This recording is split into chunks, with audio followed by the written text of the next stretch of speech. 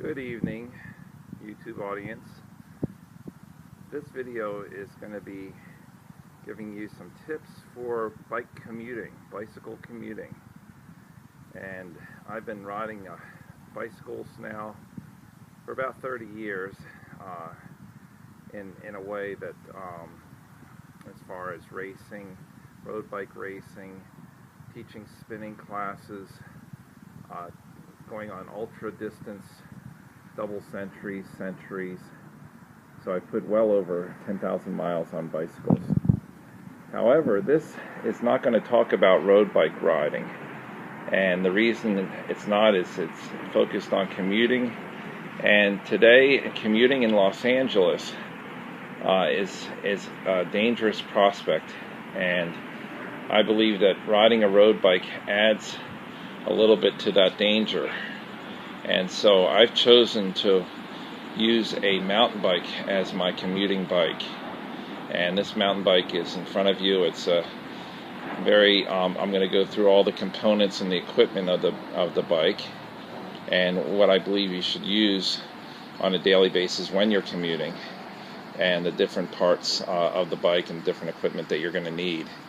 Secondly, the second part of the video, I'm going to go over riding techniques and talk about how to be a defensive cyclist and a safe cyclist, and to take as the most danger and risk out of it that you can. Because let's face it, if you're going to be commuting any kind of distance on the streets of a city where there's a lot of traffic, you're going to encounter situations and challenges that might not come from yourself but from the drivers.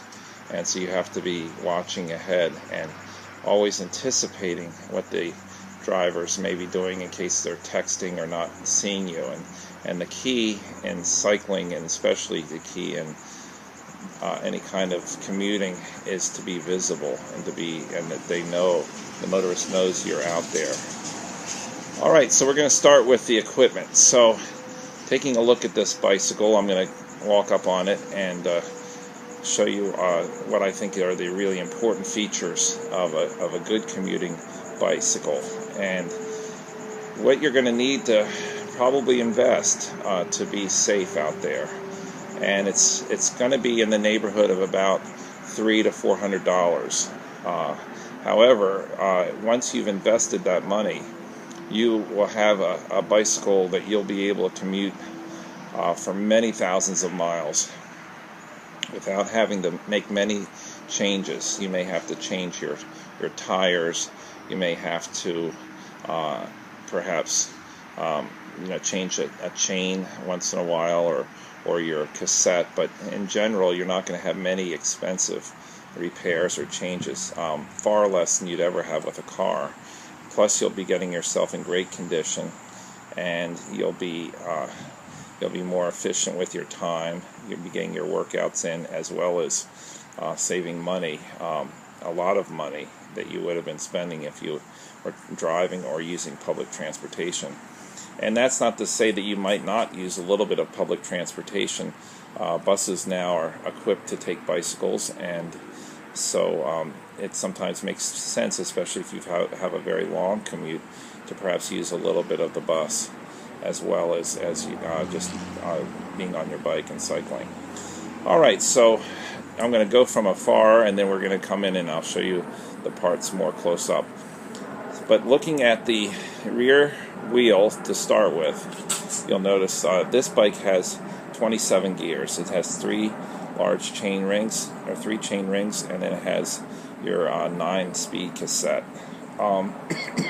It's not necessary to have that many gears. It's good to have 3 chain rings, though. That definitely gives you a good range. And right now, 27 is pretty much the standard as far as mountain bikes are concerned and commuting bikes.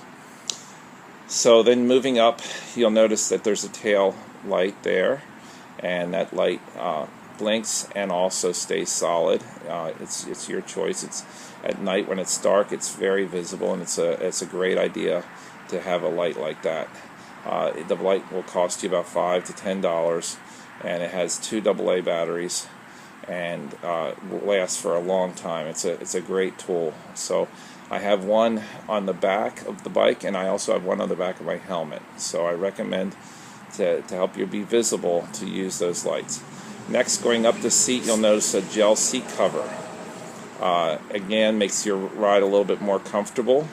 I started, if you ride a lot, you get used to that. You don't need the gel. It might slow you down a little bit, but I think comfort is important on a commute, and I've gotten used to it, and I like just using my gel pad, so I kept it on. Next, looking down, you'll see the pedals. Now notice those are regular pedals. They're not clip pedals, and it's better to have your regular pedals without cages or clips, just to use with your regular shoes, your tennis shoes or your running shoes, what have you. You want a flat shoe, and you want to use those type of pedals because you need a quick release out of the pedal in the case of an emergency.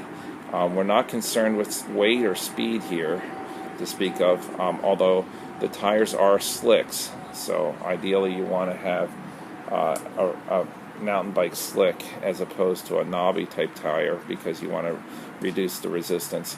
But in general, don't worry too much about weight, because the key is getting there safely and comfortably as opposed to speeding along.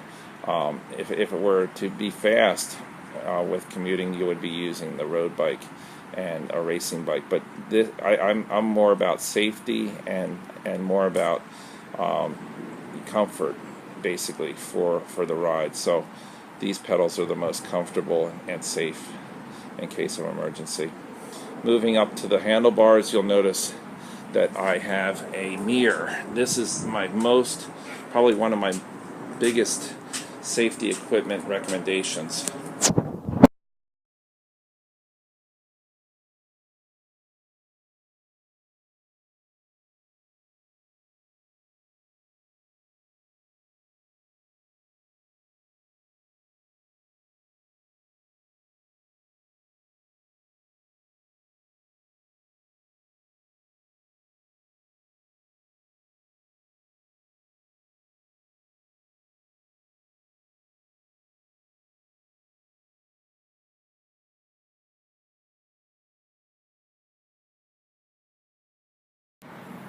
Let's see what happened. Okay, here we go. Let me show you what I have so far. Okay, John. 6 minutes and